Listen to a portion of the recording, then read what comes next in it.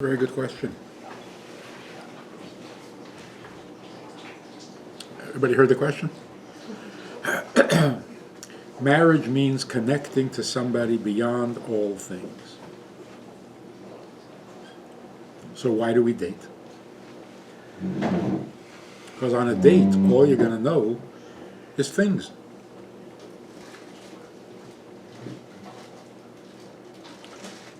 You need to check out all the things, but not because you want to marry those things, but because you want to get past them. So you want to check all things to see if any of those things will interfere with your getting past them. Because, if you get snagged on one of them, you're stuck. So, yes, your relationship with your mother is a thing, and if you're snagged on it, it won't let you get past this thing. So that's why the Torah says, therefore should a man leave his mother and father and cleave to his wife.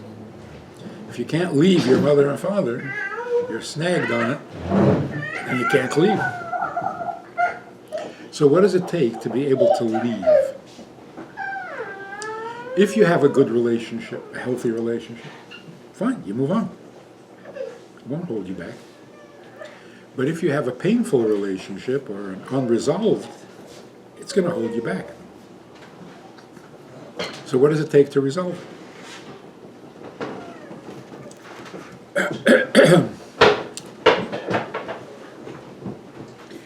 Ideally, if you could go home, have a heart-to-heart with your mother and become best friends again. And yeah, right. That would be great, right? Mm-hmm. It's not necessary. In other words, you don't have to have a working relationship. A working relationship with your mother is neither here nor there. Either she's your mother or she's not. A working relationship you have with a friend, not with a mother. So, imagine a kid whose mother is not all, and the kid is ashamed to bring his friends home. That's a problem. Mm-hmm. But if this kid was cool, the kid could bring his friends home and say, hey, that's my mom. She's a little, but she's my mom. Perfect. So it's not the workability or the function of your relationship with your mother. It's your comfort with the fact. Are you comfortable with the fact that this is my mom? If you're comfortable with that, then no matter how often you talk to her, how rarely you talk to her, or what you say, that doesn't. I'm just afraid of her. Yeah, but afraid of your mom. You're not a stranger to her. So resolving your relationship with your mother simply means make peace with the fact that she is your mother forever and ever, and that you're okay with that. Now, every time we talk about the good old days when marriages were strong and real and no divorces, and people always say, that doesn't mean they were happily married, they just couldn't get divorced. But they were miserable. That may be. And that's exactly the point. Because in today's marriages, a man would say, for example, I love everything about my wife. Sounds nice? You love everything about her? Until you don't. And then... If you love everything about her, then you love those things, not her. If you married her for all of those things, then you're married to those things. You're not married to her. So a person says, I married you for your money. Everybody would say, oh, that's terrible. Why? Because if you married me for my money, then you didn't really marry me at all. You married the money. So a person said, no, Not just for the money. Married you for your money, I married you for your looks, I married you for your sense of humor, I married you for your family, I married you for your values. So is that any better? That's polygamy. You're married to all those things. Still not married to her. So just like in our world, we marry for all of those things, but not her. In our grandparents' world, they were married to each other. They didn't like all the things about each other. So they lived their whole life happily ever after, complaining and criticizing, and because I don't like this, I don't like that. Oh, so you want to get divorced? That's crazy. Right. We have each other. Yeah, but I don't like this about you, I don't like about... Okay, but those are just things. So it's exact opposite world. So the same is true with a mother. You don't have to love everything about your mother. You don't have to love anything about your mother. But she's your mother. How do you show honor to your mother if you're not really speaking to her? That's how you do it.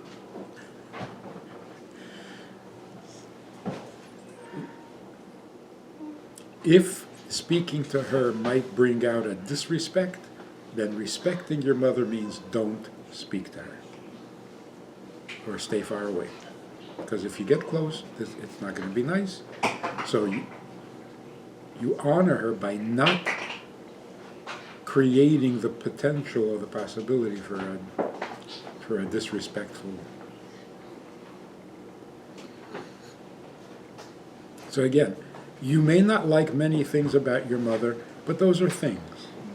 But if you're not comfortable with her as your mother, then you don't have one. And to not have a mother, that's weird. Right. Everybody has to have a mother. Right.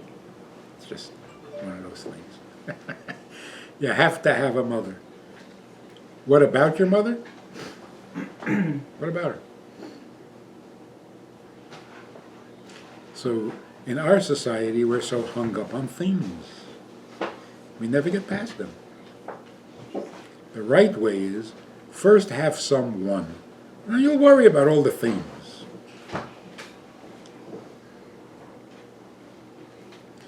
So that was a very good question. And nowadays, unfortunately, our people don't know the mother, right? I mean, such a possibility. How do they have a relationship? They kind of miss out on that relationship of a parent or parents. How do they have that filled? You mean like a surrogate or a... Whatever, or even someone that just never, the mother adopted them and they passed them on.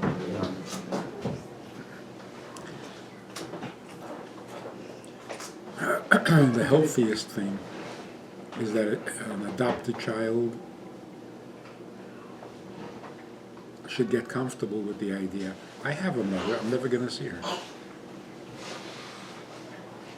Rather than ignoring the birth mother and treating the stepmother as the real mother. Treat her as a good person, as a mother with a stepmother, as a good stepmother, appreciating what she did for him, rather than. Yeah. So the old debate: what's more important, giving birth to a child or raising the child? Right. It's a good debate, but you can't dismiss your birth mother as insignificant in your life. What are you talking about? You go to a doctor and they want to know what your family history is. You can't tell them what your stepmother's history is. That's just part of you. Yeah. Part of you. Yeah.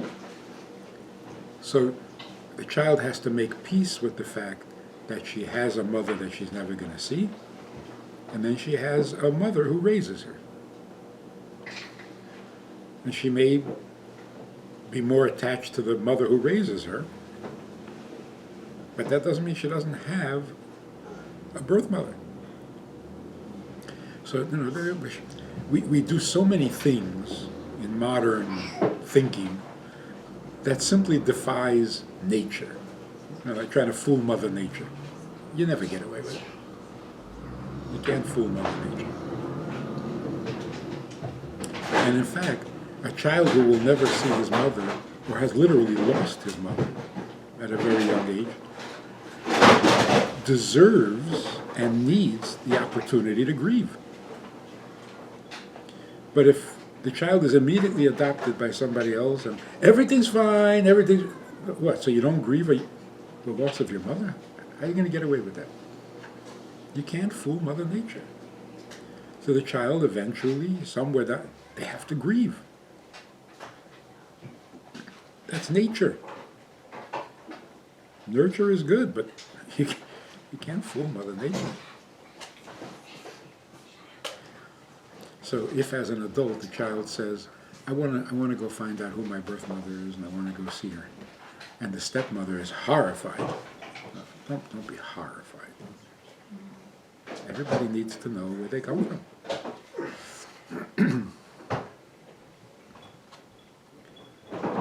So, in today's scandal headlines with the Me Too and the whole business,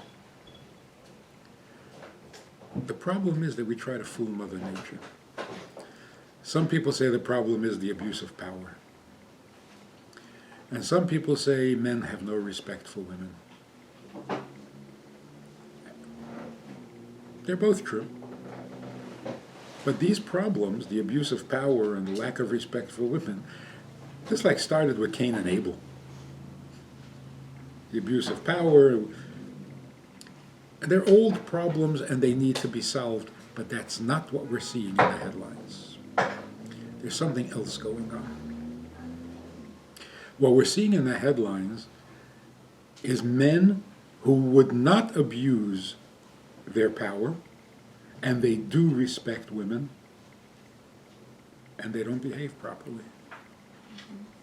And the question is, how come? What's missing here? You ask some of these guys, not all of them, of course, some of the guys who are being accused, you don't respect women? And they would be very offended. They're decent people, and they do respect women. So you say, well, in that case, why did you do that? What did they answer? They thought maybe they were invited to do it. Their answer would be, do what? What? It was nothing. It was nothing. We were having fun. In other words, they have no respect for intimacy.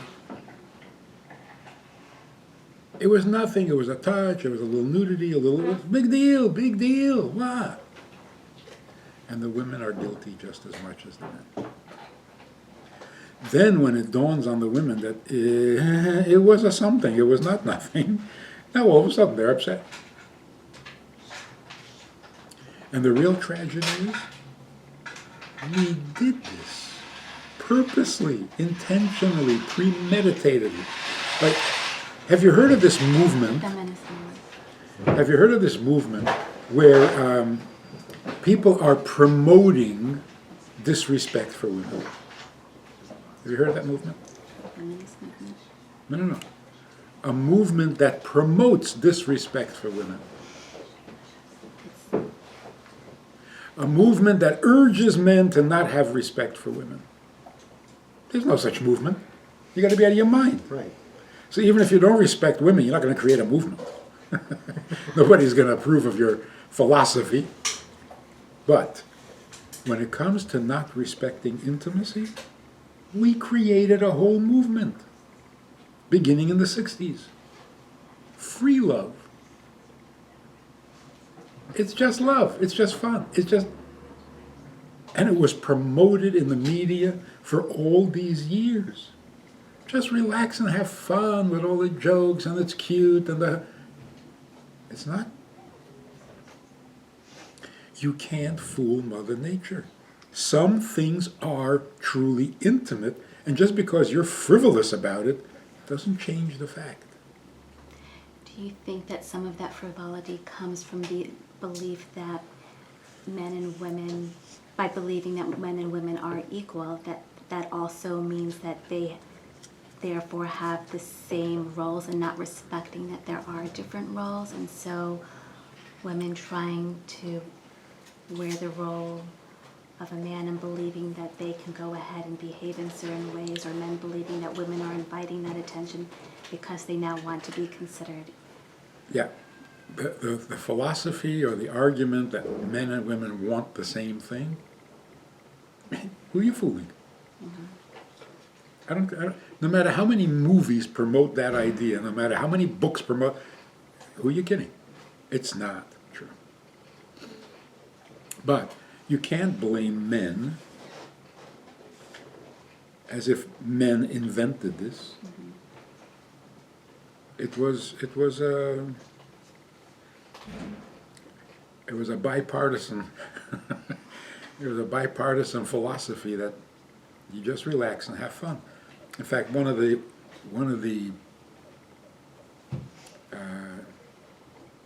ideologues of this movement was a woman who wrote a famous book about, it's just fun, recreational.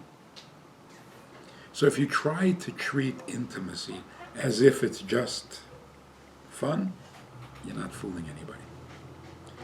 And eventually it's going to catch up to you and you're going to pay the price. And that's what's happening now. So women have discovered that intimacy is intimacy, whether you think so or not.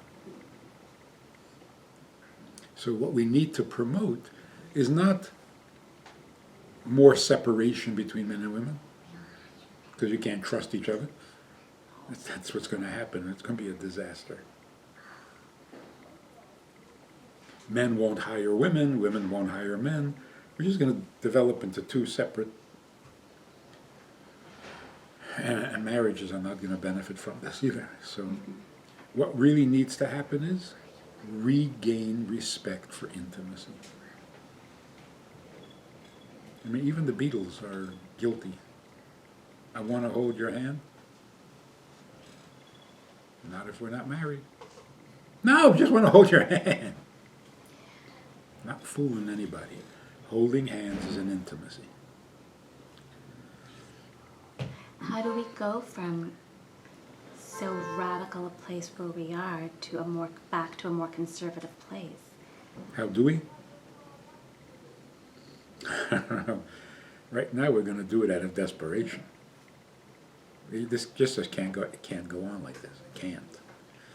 So I hope that the pendulum doesn't swing to the opposite extreme. We go back to Victorian, but someplace reasonable. Like one angry woman in this whole Me Too thing said, men just have to learn to keep their hands to themselves. I said, wow, what a brilliant idea. My grandmother told me that a long time ago. Yeah, unless you're being intimate, don't pretend. No, it was nothing. Like, a man and a woman alone in a room. Is that an intimacy? Ask the guy on the street. A man and a woman alone in a room, is that an intimacy? Everybody, men or women, they're going to say, well, it depends. Are you interested? Is she your type? Are you attracted? Do you intend to be intimate? That's not the question. I'm not asking what you intend, what you think, or what you feel. Being alone in a room, is it an intimacy or not? The way people think today as a result of the media since the 60s, well, no, if you don't mean for it to be, then it's not. Who doesn't mean for it to be? Well, he didn't mean for it to be, but she did. Or she didn't, he did. You see how? So intimacy is not a result of your mood or your imagination. Intimacy is a reality, it's a fact. So if a man is with a woman alone in a room and he doesn't sense anything intimate, then he's dull.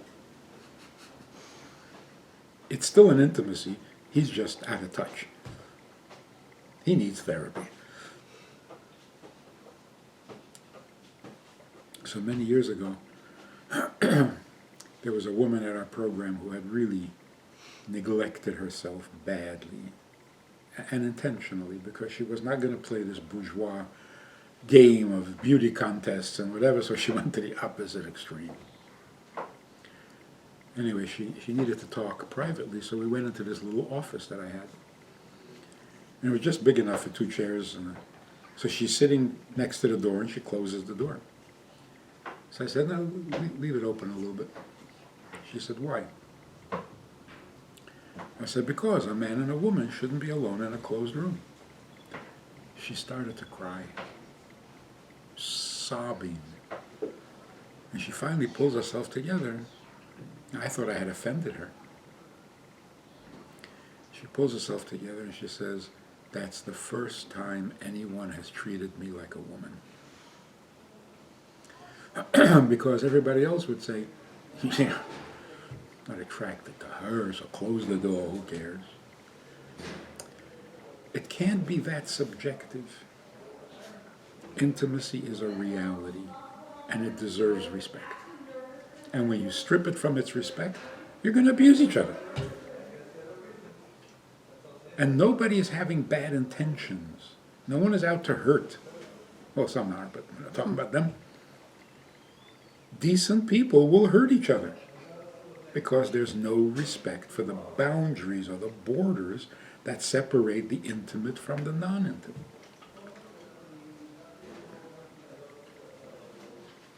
So, how do we promote a greater respect for intimacy? See, if you make that the agenda, it's no longer a political issue. Mm-hmm. You know, men, women, politics. It's not politics. This is a purely moral, ethical, ideological issue. What is intimate, and how do you respect it properly?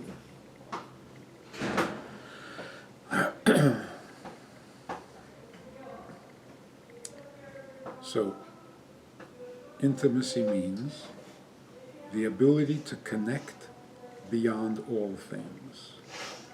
And what's so special about that?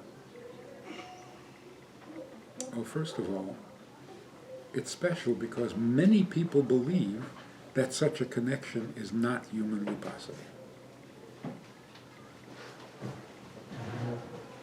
If I don't find something about you appealing, then what do I need you for?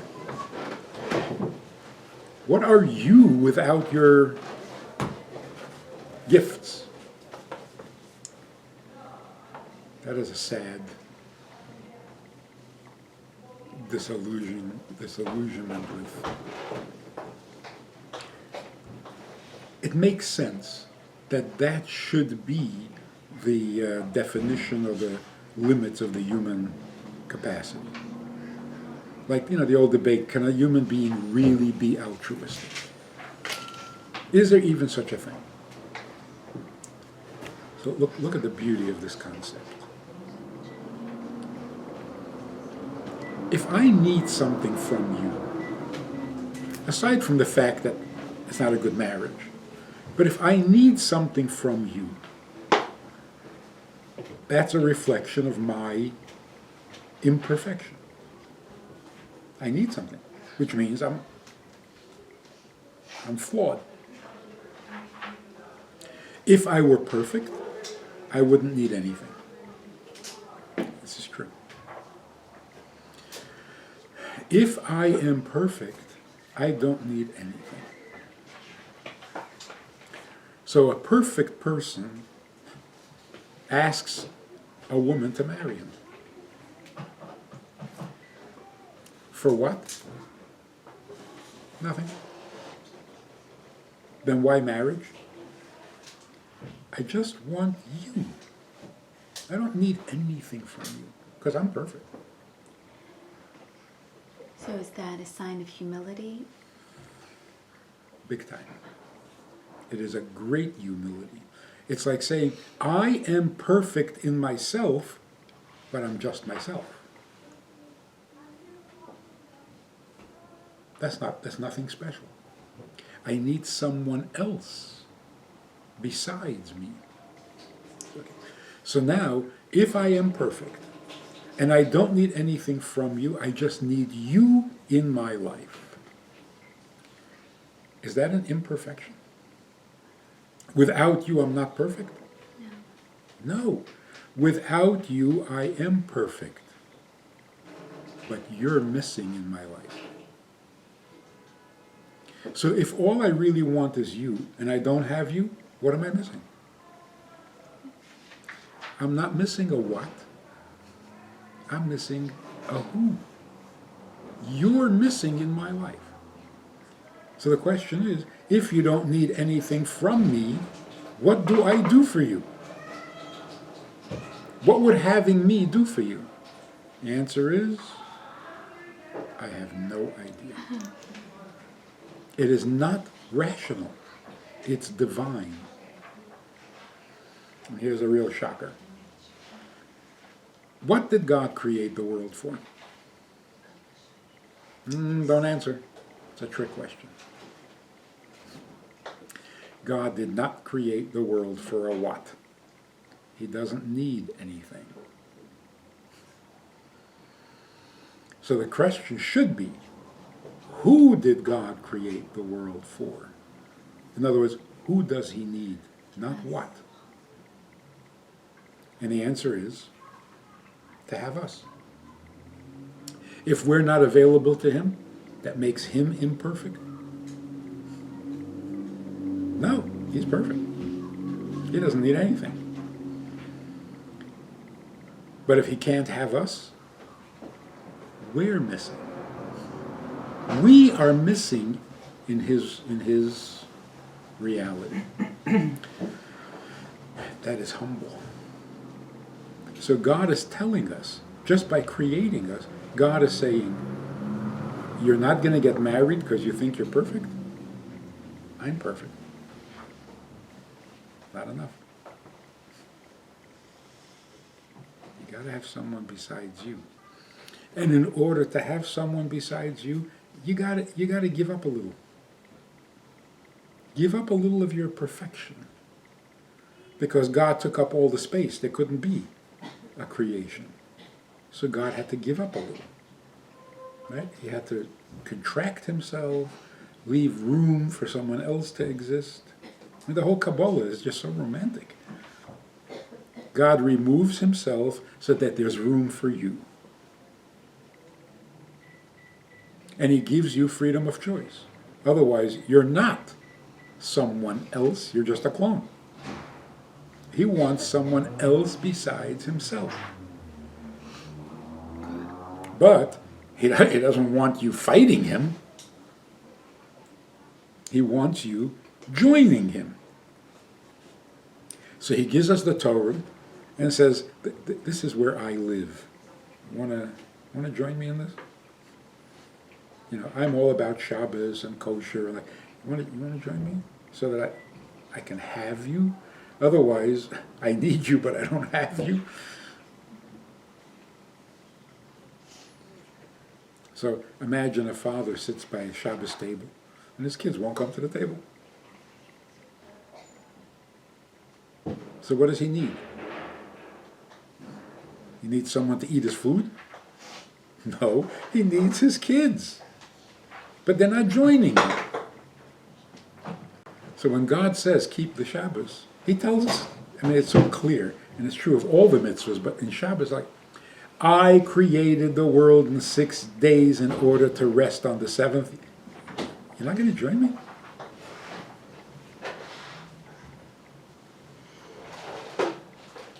So I'm going to sit here all by myself, having a very perfect Shabbos, but without you?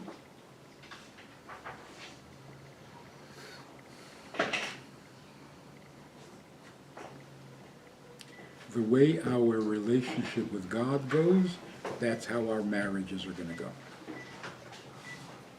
The way our marriages go, that's how our relationship with God is going to go. Can an individual who has a deep connection to Hashem teach that to her spouse, to her husband, if he doesn't yet have it? You treat somebody as a someone rather than a something, you're going to get a very positive reaction, because no one can resist that. You just want me? Come on, that is so irresistible. And today's world, it is so rare that it makes it even more irresistible. Yeah, so one person in the marriage can change the marriage. Because you introduce a whole new energy and everything changes.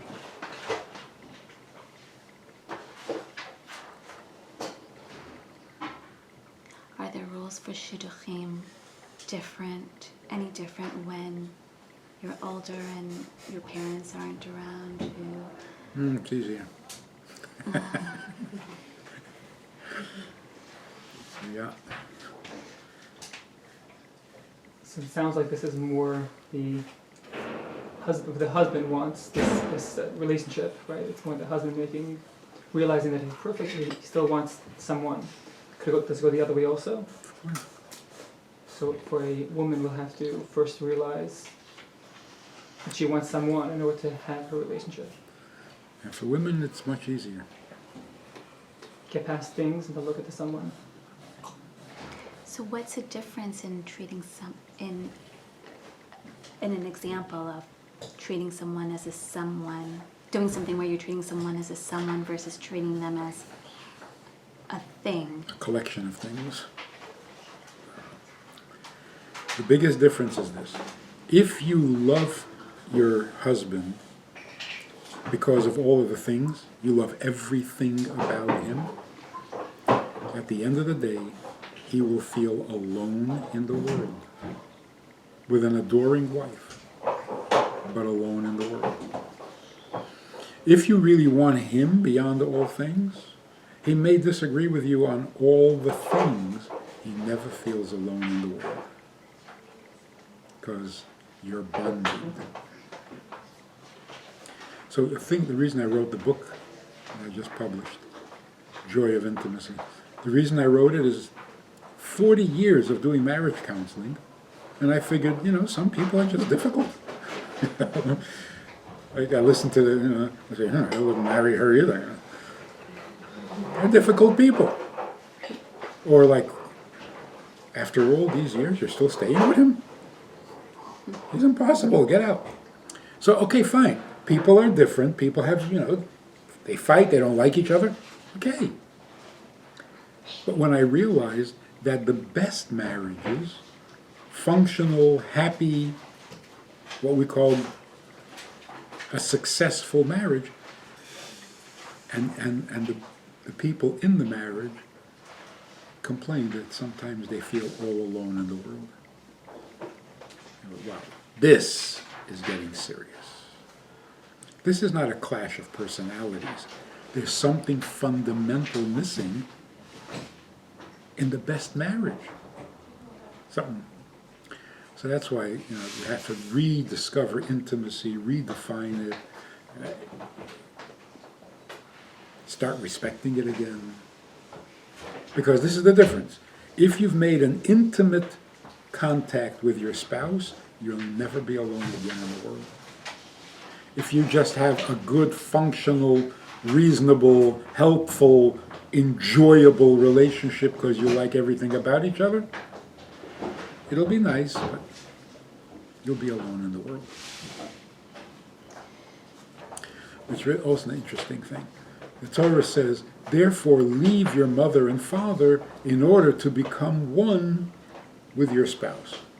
Why can't you be one with your mother? If you have a good relationship with your mother, you be one with your mother. Or you can be one with your father. No, you can't. For the very simple reason. They have each other. You're number 3. That bond is not an exclusive bond, because they have each other. Your child, you're not one with your child, because you have each other. So your child is number 3.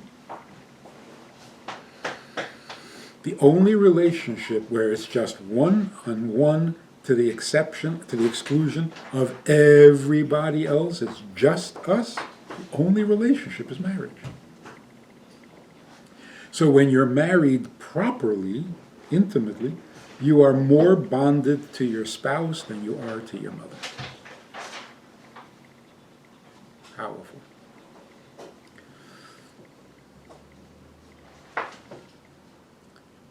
So that's the difference. And that feeling of being alone in the world is a health hazard. It destroys your immune system. We're not meant to be alone. So we are party animals. You know, we're so social, and we're running all over the place, and we're partying, and we travel, we have friends across the ocean that never happened before. Supposedly we have friends online. They like us. Hundreds of people like you, and we're alone in the world. Because again, it's not loneliness, it's aloneness. And the only cure for that is marriage.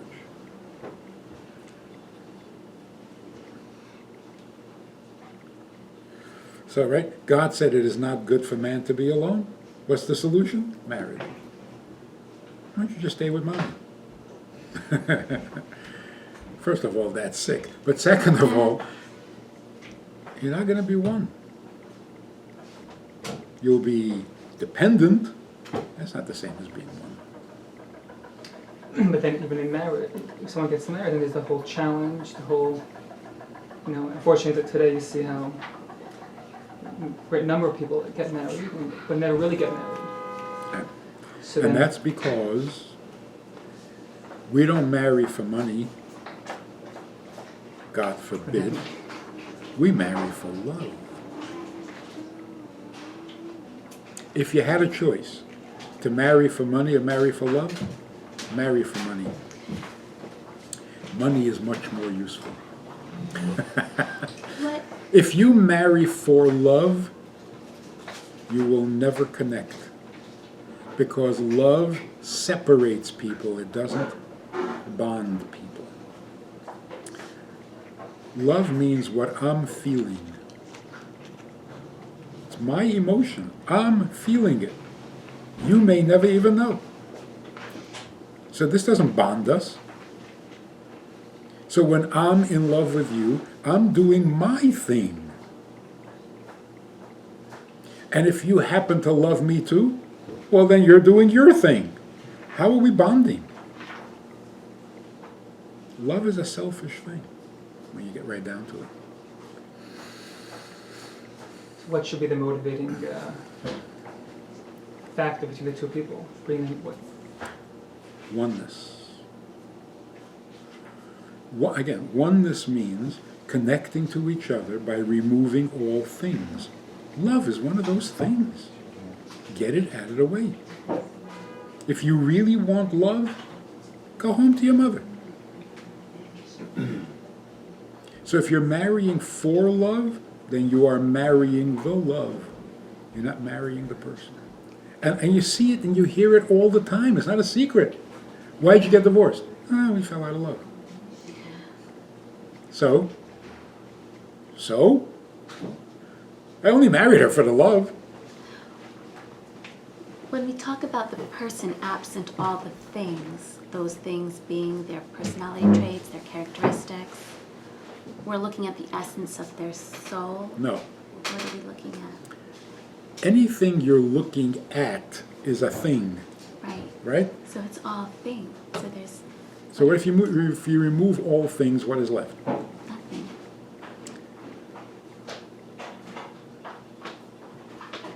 We Who? keep. A person. Yes. So what is that person minus all the things that... Not me.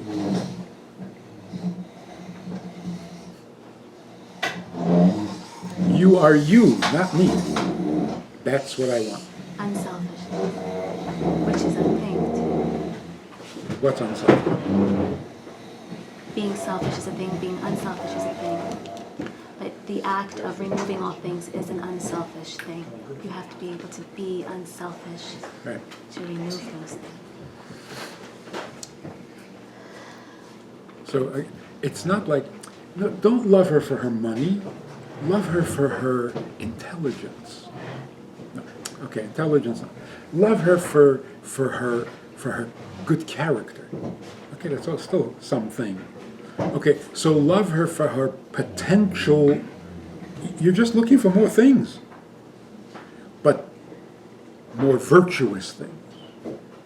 Right. Love her for her neshama. Cut it out. Love her for being someone that isn't you. She is, not what she is. But couldn't that also be interpreted as then you could just Marry be one with anybody. anyone? Yes. So how do you choose? So then How what do you know? makes somebody special? Nobody, so being special is a thing. So we're all special because we're all of God. So you could just... There's a very deep philosophical concept. If you can't marry anyone, then you can't marry anyone. Make sense? Yes, logically that does. It does. And that's why in the olden days, when marriages were arranged, it worked fine. You need someone else in your life? Here's someone else. What do you want? Of course, not a serial killer. Of course, a decent guy who also wants someone else in his life. So it worked. If you can't let the person be someone other than you really don't want to be married.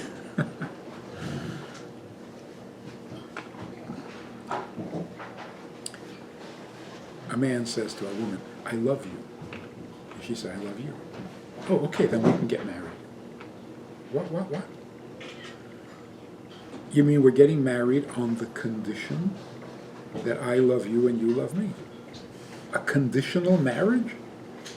That's nonsense.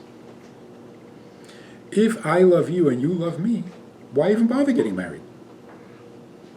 You got what you want. What are you getting married for? You're looking for love, you got the love. Now what? Marriage doesn't make any sense.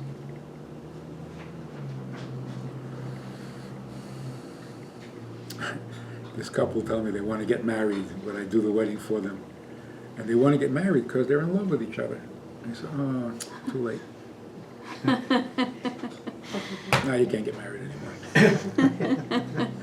As long as you're not in love, Yes. as long as you don't love each other, you can do it. Right. I mean, imagine if some couple come to you and say, we want to get married. We're not in love with each other, we just want to get married. Then you really want to get married. I'll do it. But if you say, we want to get married because we love each other, that's not a marriage. That's barter. I'll give you my love if you give me your love and everything will work out nice. That's not a marriage. The point is this. You marry someone without any guarantee that they're going to love you back. Because if you have to have a guarantee, you're not getting married. You're just sealing a deal. So you have to marry someone who could love you back, not a tree. You can't love a tree. Because the tree can't love you back. But if you want to marry someone who has to love you back, that's also that's not love. If you love someone, really, in the real sense of the word, they have to be able to love you back. They also have to be able to hate you back. And if you're not willing to risk that, then you don't love them. And again, like the relationship between ourselves and God. Does God love us? No. I wouldn't. Do we love him? Not after a Holocaust. But is he our God? Are we his people? What are you going to do? You know, we're married, and right now we don't like each other. So when God created us just to have us, did he know that we could sometimes hate him? Yes, that's what makes it real.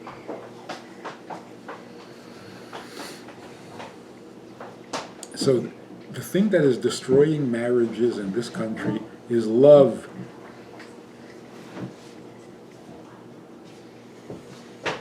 It's the thing that comes between us.